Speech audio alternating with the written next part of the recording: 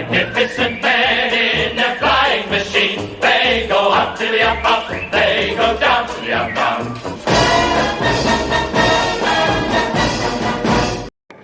Hiya. Right, well, here we are again. Right, so you know, the wings are obviously together, and I've put in the strengthening joints that are here and here. Okay, and I've done it on both wings, so I'll show you the other wing. Don't get seasick. You see the other wing's there. Right, so this wing's more straightforward because basically it's like I said in the previous video, and I apologise for the video because for some reason this camera is repeating things over and over before it goes through to the end, if that makes sense, which is, I don't understand why. I didn't do anything with the camera, so if it does it again now, then it's obviously a dodgy camera. Well, we'll see. So there you go, that's that bit there. So basically what's left to do is the plating over the top here for the underbelly of the wing, and the extra ribs that, you know, I missed off the capping strips here. I put my fingers on it, so you got the capping strips there. There you go, you know, and that, so it's all there ready, almost ready now. And then there's a bit of fettling here when you put it onto the fuse to make it all look one, like on the real plane. Okay, so that wing's ready to go, nicely done. And so this wing is proving to be a bit more of a chore, because me, instead of building it to the plan, I wanted to make it look more like the real plane at the Shuttleworth. So if I turn it over, you'll see that the head's more extended than it is on the plan, because the plan, it will just come to where my nail's running about there, and on the real plane it actually extended a little bit more than this. And also here, where this finger's running, it actually bevels down and sticks out. So to sort that out, to make it look like the real one, but I'll come to that. So it's all ready to go. So to just say, to get these plates in, right, use your Dremel, right, you get a Dremel, and just, you know, you drill down the width of the actual strengthening plate, down the edges, you know, and the Dremel does it lovely. If you haven't got a Dremel, then use a razor saw, okay, and if you're going to use a razor saw, I might add, if you're going to use, say, cut the further out on the rib, not the inside, because it's really hard to cut that because it all moves around. So cut the outside first, then the inside, because it's easier to get that width. That makes sense. But if you've got a Dremel, by all means use a Dremel, because it's faster, and being fast, it doesn't muck about with the rib. And then I white glued them in, and then clamped them, you know. And if you want even more strengthening, because you can't forget there's going to be a plate over this, you know, but if you just run a bit of cyano down the side so the ribs that are loose, like I did, then it'll be rock solid, and that's the problem solved, really, you know. So that'll be it. So the next stage for the bottom wing, is this the bottom wing? No, top wing, is I need to get this right here and sand that shape, because the thing I'm finding is, because I've extended it and all that, because I want it right, it has to sit, I'll move it to the fuse here, it has to be sit on the fuse, and these holes are not in line with that. There's that metal bar, see the metal bar? I'll put my finger on it, be easier. See the metal bar? Well, the holes don't line up, alright? Well, line up one side but not the other, so I have to re-drill a few to screw it in, because the way this plan's worked is that you're meant to wire, or whatever it says on the plan, they use cotton, which I find amazing. But there you go. So let's try and get it in. There you go. So it's all in. So I'm going to bale wire that there and there to make it secure, because this stays permanent. And then what I'll do is I'll groove out the bottom of the plate on the wing, and then there's going to be, instead of, it says it's 2 bolts at the back where your holes are, but I'm going to make another 2 bolts here to make it secure, and epoxy resin them in, okay, so it all comes off from one go, so it's secure, okay, and that's how I'll do it. But I mean, on the plan it just says bale wire, well, cotton wire these in, and there's a little couple of bits you put in the wing, but it just doesn't seem strong enough for me. Okay, so I'll do it my way as usual. So they'll all be done nicely. I'll come to that in another video, but there you have it.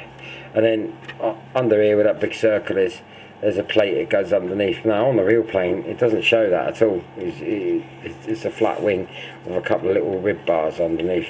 So I'm going to have a look at that. I'll address that when I look at the pictures properly. At the moment I'm just sort of like concentrating on one thing at a time. So there you have it, ladies and gentlemen, it's all there. So, you know, it'd be nice, so if we just grab this wing. So there you go, top and bottom wings together, if I can do that. Nice. It's going to look really cool. And I'm glad I ribbed them now, you know, I put the ribs on, the plates on the ribs, you know, it'd be good. So yeah, so I'm pleased with it, I really am. So tomorrow, if I get time, tomorrow's plan is, as I'm going to concentrate on the cockpit areas, get them done first, and then put the ply over there, okay? And I'm going to order the covering and the pilots to go in there, and then once I've got the covering for the cockpits in and done, then I'll concentrate on the top wing, because that's going to be a bit awkward, because I want it like the real plane, and then we'll be alright. Bob's your uncle, and then we'll go from there. So here we are. Right, as far as I can ascertain, right, on the planet it has got this piece of wood inside, right, that goes underneath, okay, but like I said in previous videos, what I've done, instead of using the original piece that comes with the kit, I've got a piece of scrap balsa and redone it so that everything's level with the top plate. And then what I will do eventually is, once I've worked out how to put the top wing on, I will sand all this to incorporate it. But I've got a feeling that when I put the top wing on, I'm going to have to put a piece here to level it out, if that makes sense. What you'll see in another video. Okay, because as well, I'm going to put a really, really thin piece of ply under, insert it in where my finger's running. See these holes? I'm going to make another 2 holes here, right, and insert a piece of ply so that when you bolt it up, bolt the wing up to the fuse, as you say, right, it will be solid. Now I might add, if we go closer, here all these holes that are come with the kit. I have said in the previous video, when I lined it all up, these holes were fine. These back holes, right, sorry, the back holes were fine. The front holes had to re-drill, as you can see, right, to incorporate the wire strut bit they give you with the kit. Okay. So I had assumed it was me doing something wrong on the build, but to be fair, I have checked and double checked, and it isn't that way at all. Not in there, it probably is, but you know, I'm just saying. Anyway, so what I've done, I'll try and go up closer. I've used baling wire, and I've gone through it like so, tied them up. Okay, all right, and same on the back.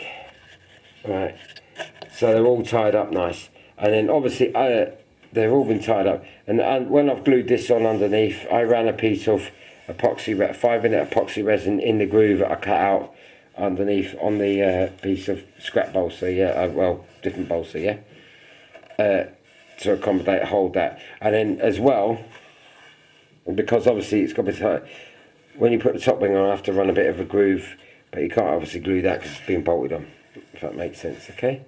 So it's never going to move. That will never move in a month or Sundays, not from that plate anyway. So that's it. So next thing I want to do is address the top wing onto it, make sure it all looks nice, try and copy the real plane, because there's underneath here there's a couple of sort of strips of whatever they are that run underneath. So I'm going to have a look at that, look at the pictures again. Okay, so that's that. So that's what I used, baling wire, screwed it up, tightened it, cut it all off, trimmed it, folded it over, and then epoxy resined it in underneath, so that it's never going to move. Okay, so that's that, ladies and gentlemen. That's about the best. Oh yes, and you can see I have actually attempted to cut the plastic engine mounts, right, so they should be ready to go, if I can get it on this one hand. So there you have your engine mounts.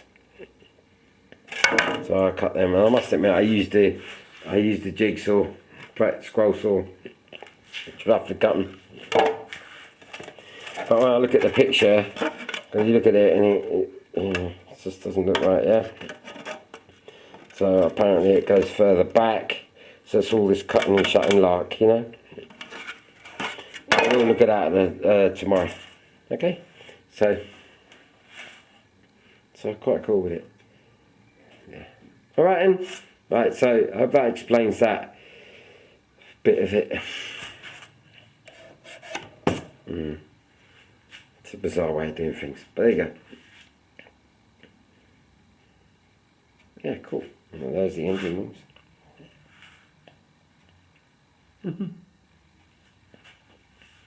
Yeah. Yeah. Alright then. Lovely. Cheerio guys. Bye. Those magnificent men, those magnificent men, those magnificent men.